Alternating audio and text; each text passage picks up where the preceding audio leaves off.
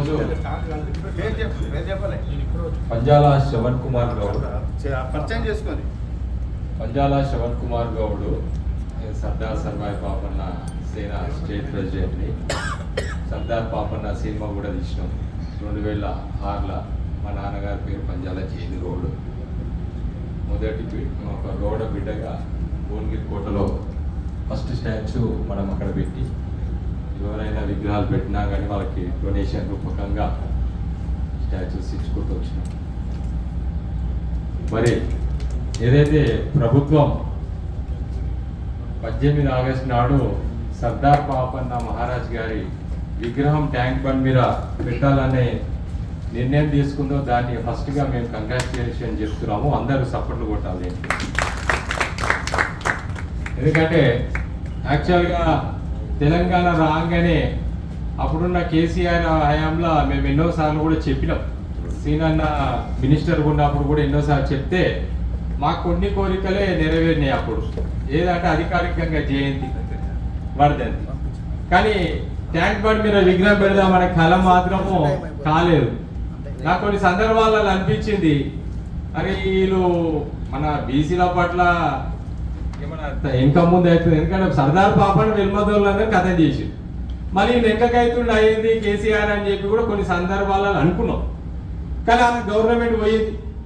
మరి రేవంత్ రెడ్డి గారి గవర్నమెంట్ వచ్చింది 2019 ఢిల్లీలో ఫస్ట్ టైం సర్దార్ పాపన జయంతి మేము అక్కడ ఒక 10 లక్షలు ఖర్చు పెట్టుకుని ఒక 300 మందిని తీసుకొని పోయి అక్కడ జయంతి చేస్తే అప్పుడు అన్నని ఇన్వైట్ చేసిన నేను. మా కాన్స్టిట్యూన్సీ ఎంపీ ఉండే రేవంత్ రెడ్డి గారు, తప్పకుండా వస్తా అన్నాడు. కానీ కొన్ని సందర్భాలు మిస్ అయిపోయాడు.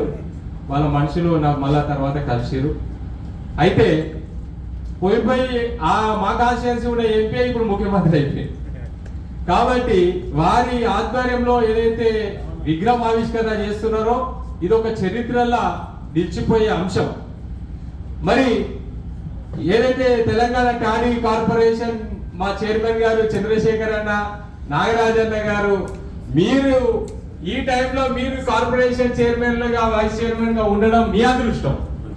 ఎందుకంటే 370 సంవత్సరాల క్రితము 370 సంవత్సరాల క్రితం సర్దార్ పాపన్న అప్పుడు పుట్టి ఆ చరిత్ర మేము సినిమా తీయడం ఏంది, ఓ గౌన్లోగా మేము విగ్రహం పెట్టడం ఏంది, తర్వాత మీ హయాంలో ఈ విగ్రహం రేవంత్ రెడ్డి హయాంలో ఇది రావడం ఏంది, ఇది ఒక చరిత్ర. ఇవాళ కొంపెల్లి వెంకటన్న కూడా పాపం చనిపోయాడు, ఏ లోకంలో ఉన్నాడో. ఆయన పుస్తకం రాసిండు పాపం. సర్దార్ పాపన్న కూడా ఆయన బాగా కష్టపడ్డాడు.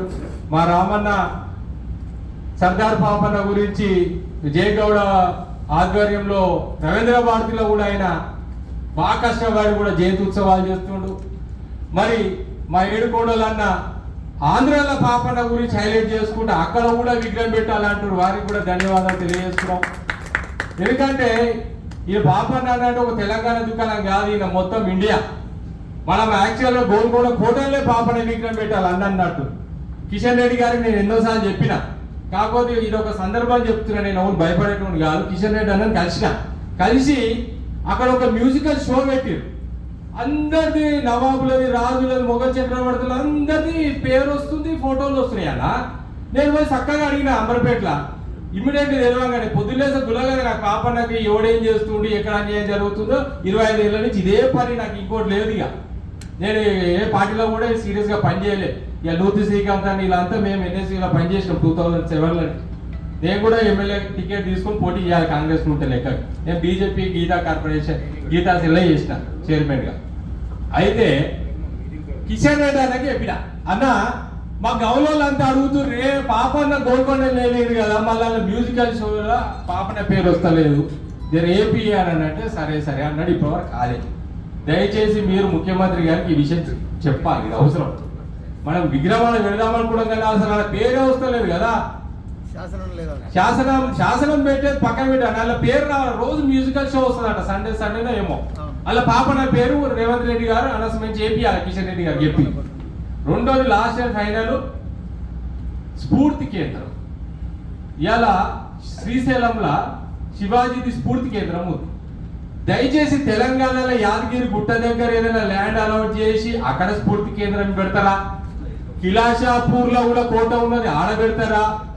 లేకుంటే భోర్గిలా ఇప్పుడు అక్కడ కూడా 100 కోట్లు శాంక్షన్ అయినాయి, టూరిజం అవుతున్నది, అక్కడ స్ఫూర్తి కేంద్రం పెడతారా మీ ప్రభుత్వము, మీరు రేవంత్ రెడ్డి గారు వరాలు ఇస్తున్నారని నేనైతే అనుకుంటున్నా. అది కూడా మీరు అనౌన్స్మెంట్ చేసిరు అనుకో, ఈ చరిత్ర నిలిచిపోతుంది. ఆయన చరిత్ర అనేది చాలా అవసరం కాబట్టి రాబోయే తరాలకి. కానీ నా ఒక విన్నపము, ఈ అవకాశం ఇచ్చారు, థ్యాంక్ యూ వెరీ మచ్.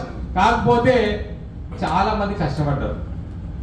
ఇది నేను ఒక్కనేదో అని నేను అనా, చాలా మంది గ్రామంలో సొంతంగా పైసలు ఖర్చు పెట్టుకొని గ్రామంలో 500-600 విగ్రహాలు పెట్టుకోరు.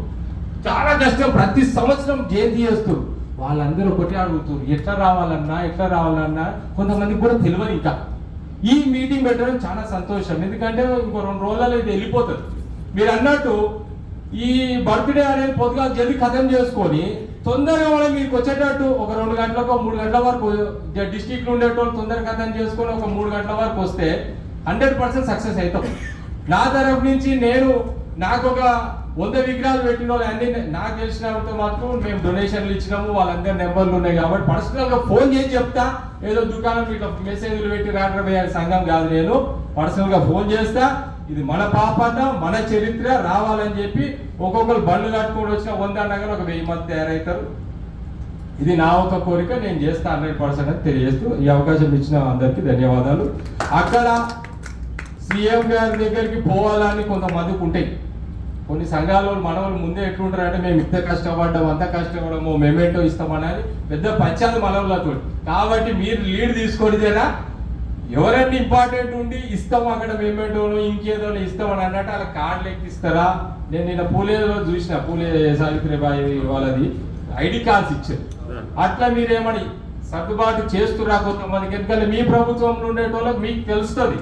కానీ కొంతమంది సోషల్ ఆర్గనైజేషన్ మా అమ్మల నారాయణ కాకాయ పింబర్స్లో పెట్టింది, ఇలా కొంతమంది ఉంటారు. కాబట్టి వాళ్ళందరినీ పిలుచుకుంటే బాగుంటుందని నా అభిప్రాయం. ఈ అవకాశం ఇచ్చిన అందరికీ ధన్యవాదాలు తెలియజేస్తాను.